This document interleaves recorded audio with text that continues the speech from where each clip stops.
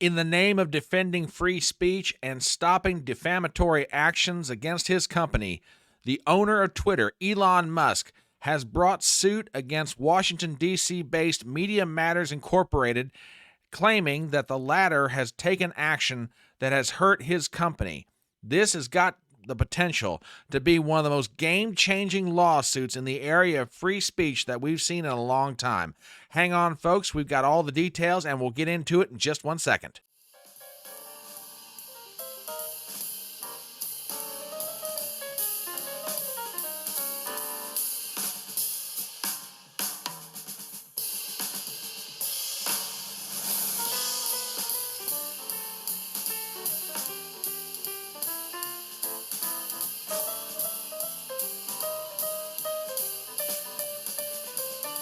My name is Brian Trippett. I am your front porch conservative. Step on up to my electronic front porch and let's talk.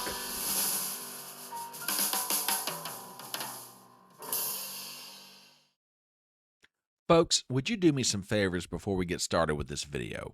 If you're not a subscriber to my channel, please do so. Please leave a comment below. I'd love to know what you think of my work. Number 3, please give me a thumbs up. Number 4, hit the bell for notifications. I'll take all the help I can get. And with that, let's start the video. An article written in Media Matters last Thursday lit the fuse on something that finally exploded today in a U.S. District Courtroom in Texas. Elon Musk, the owner of Twitter, has brought suit against the Washington, D.C. based organization, claiming defamation against his company. Let's take a look at the headlines, and then we'll get into the story behind them. We start first with the New York Post, and we read the following. Elon Musk's X, or I commonly call it Twitter, follows through with, quote, thermonuclear lawsuit against Media Matters. Okay, that's the headline. What's going on? Basically, it gets down to this. An article was published in Media Matters last Thursday, and what it did was set in motion a whole chain of events. Let's go to that Media Matters article. Headline: as Musk endorsed anti-Semitic conspiracy theory, X has been placing ads for Apple, Bravo, IBM, Oracle, and Xfinity next to pro-Nazi content.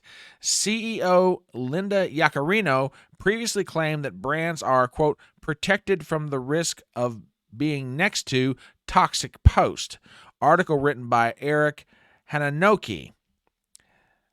As ex-owner, Elon Musk continues his descent into white nationalist and anti-Semitic conspiracy theories. His social media platform has been placing ads for major brands like Apple, Bravo, NBC Universal, IBM, Oracle, and Xfinity Comcast next to content that touts Adolf Hitler and his Nazi party. The company's placements come after CEO Linda Yaccarino claimed that brands are, quote, protected from the risk of being next to toxic posts on the platform. Okay, let's step back and start laying this out for everybody. Media Matters has been around for a long time. They're a left-leaning organization. They are, I suppose, the counterpart to other right-leaning organizations that focus on news and content of the news, biases, etc., that sort of thing. And they've had a bit of a long-simmering, long-running feud with Elon Musk ever since he purchased Twitter. So when that story broke, that was bad enough. But all of a sudden, the whiz kids that work at Twitter, or X as it's now referred to, found out something that when they brought it to the attention of Elon Musk, it almost sent him into a fit of apoplexy. I take you to his Twitter page from Saturday when Elon Musk wrote the following. Quote, the split-second court opens on Monday. X Corporation will be filing a thermonuclear lawsuit against Media Matters and all those who concluded in this fraudulent attack upon our company. Basically, what happened was this. When that article broke, companies like IBM, Apple, and others began to pull their advertising ads with Twitter, which meant the company was losing multi-millions of dollars. But there's just one little problem. According to the whiz kids that work for Twitter, that wasn't happening, and if it was being manipulated to happen. Let's go back to Elon Musk's Twitter feed, and I'll show you what I'm talking about. He put out a release that went along with his post, and it reads like this. This week, Media Matters for America posted a story that completely misrepresented the real user experience on X in another attempt to undermine freedom of speech and mislead advertisers. Above everything, including profit, X works to protect the public's right to free speech. But for speech to be truly free, we must also have the freedom to see or hear things that some people may consider objectionable. We believe that everyone has the right to make up their own minds about what to read, watch, or listen to, because that's the power of freedom of speech. Despite our clear and consistent position, X has seen a number of attacks from activist groups like Media Matters and legacy media outlets who seek to undermine freedom of expression on our platform because they perceive it as a threat to their ideological narrative and those of their financial supporters. These groups try to use their influence to attack our revenue streams by deceiving advertisers on X. Now, here's what the whiz kids found out. To manipulate the public and advertisers, Media Matters created an alternative account and curated the posts and advertising appearing on the account's timeline to misinform advertisers about the placement of their posts. These contrived experiences could be applied to any platform. Once they curated their feed, they repeatedly refreshed their timelines to find a rare instance of ads serving next to the content they chose to follow. Our logs indicate that they forced a scenario resulting in 13 times the number of ads served compared to the median ads served to an X user. Of the 5.5 billion ad impressions on X that day, less than 50 total ad impressions were served against all of the organic content featured in the Media Matters article. For one brand showcased in the article, one of its ads ran adjacent to a post 2 times, and that ad was seen in that settling by only 2 users, one of which was the author of the Media Matters article. Oh my goodness. For another brand showcased in the article, 2 of its ads served adjacent to posts 3 times, and that ad was only seen in that setting by 1 user, again, the author of the Media Matters article. Media Matters article also highlights 9 posts that they believe should not be allowed on X. Upon evaluation, only 1 of the 9 organic posts featured in the article violated our content policies, and we've taken action on it under our freedom of speech, not reach enforcement approach. Ladies and gentlemen, to get past some of the technical and basically get down to what actually happened, here is what Elon Musk and Twitter are claiming.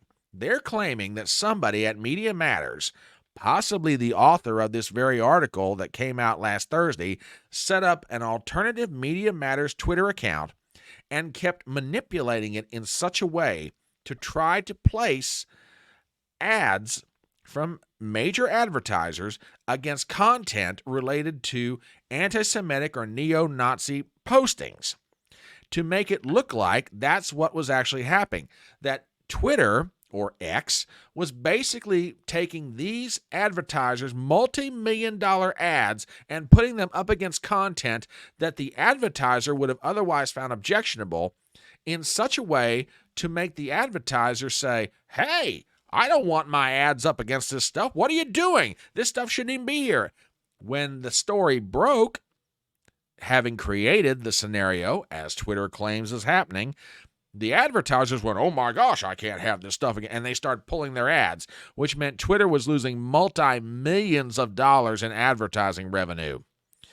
When the whiz kids at Twitter brought this to Elon's attention, you can now begin to understand his tweet from Saturday promising a thermonuclear lawsuit against Media Matters.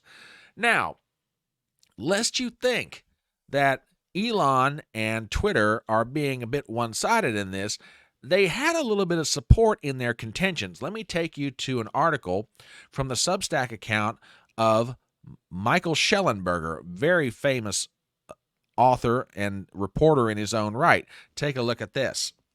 Headline: Democrats need to censor and spread disinformation behind media war on Elon Musk's X. And this is the subheadline. This is very important. We could not replicate Media Matters' findings of corporate ads placed near neo-Nazi and white supremacist content. The first part of this article basically recaps everything that I am saying, and I recommend that you read it because Michael Schellenberger does a wonderful job of laying out what's actually going on here. But toward the end of this article, we read the following. We, Michael Schellenberger, should not blindly trust X's defense of its ad policy. X, or Twitter, obviously has a bias in how it measures its trust and safety. So Public, which is the name of Michael Schellenberger's Substack account, attempted to reproduce Media Matters methods to see if we found ads next to the content in question. We created an account and followed 11 of the neo-Nazi accounts in Media Matters reporting starting yesterday, November 19th. After refreshing X's For You page and following page more than 10 times and scrolling through the timeline each time, we did not observe ads next to white nationalist or pro-Nazi content. We followed more extremist accounts and repeated this process following 30 accounts. Still, we did not find ads on the timeline. We also opened each account's page and did not observe ads there, nor did we find ads under the replies to their posts. Basically, what Schellenberger is saying is there's no way that naturally you could go into an account and see this thing happening. Media Matters is claiming in their article from last Thursday that this is a regular practice on the part of X, or Twitter as I call it, that basically they're taking millions of dollars of ad placement, putting it up against white nationalist, neo-Nazi propaganda Twitter pages, and letting that advertising sit right beside it for God and the world to see. Schellenberger's saying, no, that's not the case. There's no way this could be naturally happening on its own. We tried to repeat Media Matters process. It's not there. Basically, Media Matters, if what is being alleged is true, basically they manipulated enough times for it to randomly otherwise happen on its own in an infinitesimally small amount, and then based on that infinitesimally small amount of times it may or may not have happened, wrote a whole article claiming this is Twitter's wide open practice. They're doing it all the time everywhere. Well, needless to say, that didn't take long, and sure enough, first thing this morning, when court opened in Texas, a lawsuit was filed. Ladies and gentlemen, take a look at this. U.S. District Court for the Northern District of Texas, Fort Worth Division, X Corporation, a Nevada Corp plaintiff against Media Matters for America, a Washington, D.C. based non-corporation, and Eric Hanonaki, who is the author of that article, the defendants. A little bit further into that lawsuit, we read the following. Media Matters executed this plot in multiple steps, as X's internal investigations have revealed. First, Media Matters accessed accounts that had been active for at least 30 days, bypassing X's ad filter for new users. Media Matters then exclusively followed a small subset of users consisting entirely of accounts in one of two categories: those known to produce extreme, fringe content and accounts owned by X's big-name advertisers. The end result was a feed precision designed by Media Matters for a single purpose: to produce side-by-side ad content placement that it could screenshot in an effort to alienate advertisers. But this activity still was not enough to create the pairings of advertisement and content that Media Matters aimed to produce. Media Matters, therefore, resorted to endlessly scrolling and refreshing its unrepresentative, hand-selected feed, generating between 13 and 15 times more advertisements per hour than viewed by the average X user, repeating this inauthentic activity until it finally received pages containing the results it wanted: controversial content next to X's largest advertisers' paid posts. Media Matters omitted mentioning any of this in the report published on November 16, 2023, that displayed instances Media Matters, quote, found on X of advertisers' paid posts featuring next to neo-Nazi and white nationalist content. Nor did Media Matters otherwise provide any context regarding the forced, inauthentic nature and extraordinary rarity of these pairings. However, relying on the specious narrative propagated by Media Matters, the advertisers targeted took these pairings to be anything but rare and inorganic, and with all but one of the companies featured in the Media Matters piece, withdrawing all ads from X, including Apple, Comcast, NBC Universal, and IBM, some of X's largest advertisers. Indeed, in pulling all advertising from X in response to this intentionally deceptive report, IBM called the pairings, quote, an entirely unacceptable situation. Only Oracle did not withdraw their ads. Do you begin to understand why Elon Musk and Twitter are absolutely furious over this? Basically, again, if what is being alleged is true, and again, these are the whiz kids that work inside Twitter. They're going to have to produce their results in court, and I can't see Elon Musk taking this thing to court unless he's got the goods.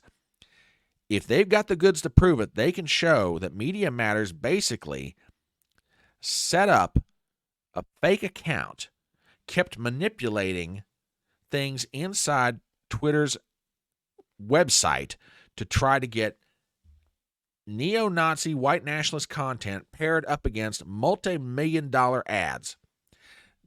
Write an article about it, show it to the advertisers, and get the advertisers to start pulling their ads. And look at the names in question: Apple, Comcast, NBC Universal, IBM. We're talking multi-millions of dollars. So that's what actually went down. So what was some of the fallout since the filing of the lawsuit? Linda Yaccarino, the CEO, says the following, quote, if you know me, you know I'm committed to truth and fairness. Here's the truth. Not a single authentic user on X saw IBM's, Comcast, or Oracle's ads next to the content in Media Matters article. Only 2 users saw Apple's ad next to the content, at least one of which was Media Matters. Data wins over manipulation or allegations. Don't be manipulated. Stand with X. And Linda Yaccarino and Elon Musk are not alone in this. They're getting support from some very heavy hitters. Let me show you something, because this lawsuit against Media Matters may not be the only one that's getting filed in the next few days. Take a look at this. From the CEO of Rumble, Chris Pavlovski's Twitter page, we read the following. When I said the cavalry is coming, I was not joking. In the coming days, we are going thermonuclear as well. Everyone is about to witness the greatest pushback against the censorship regime. The people's support for all organizations in this mission is critical. Why is he thinking about bringing suit? Take a look at this. X is not alone. I can also confirm Media Matters has purposely misrepresented Rumble. Their dishonesty warrants an immediate investigation at the highest level, hint, Speaker Johnson and Jim Jordan, and I'll bring the receipts. Here's my statement. From Rumble, Media Matters is threatened by Rumble's mission to protect a free and open internet, so their reaction to deceive the public and scare advertisers. For example, on March 14th, Media Matters claimed that advertisements for Netflix, which were appearing on Rumble, had been placed on videos that violated our content policies. However, according to Google Analytics, the week before publication of that Media Matters article, there had been 0 page views of that video. This means that the Media Matters activist who took the screenshot was the first human being to actually view the Netflix ad on the video in question, though their story left the false impression that it was a widespread problem. Ladies and gentlemen, do you realize what Chris Pavlovski is saying here? He's basically not only confirming what Elon Musk has said Media Matters was doing to them currently, he's saying they've been doing it for a long time, and they did it to us back in March. I am telling you right now, this lawsuit that's been filed by Twitter, by Elon Musk, and what may soon be Chris Pavlovski of Rumble has got the potential to take not only Media Matters out of the game altogether, but may put a whole bunch of companies just like them on notice. You're not pulling this crap anymore. The days of you being able to manipulate what people think and what people see are over. You've been caught red-handed. So, ladies and gentlemen, buckle up, because when this one starts going to trial, when this one gets to discovery, and the facts start getting laid out, Media Matters is in a world of hurt. But that's what I think about it. What do you think? As we start to wrap up this video, please do me some favors as always. Number one, if you're not a subscriber to my channel, please do so. Number two, please leave a comment below. I would love to know what you think about all this. Number three, please share the video around. I would love to have all the help I can get in advertising what I do. Number four, hit the bell for notifications. I want to make sure you're always aware when new material is coming out. And finally, give me a thumbs up. My name is Brian Trippett. I am your Front Porch Conservative, and I will see you next time.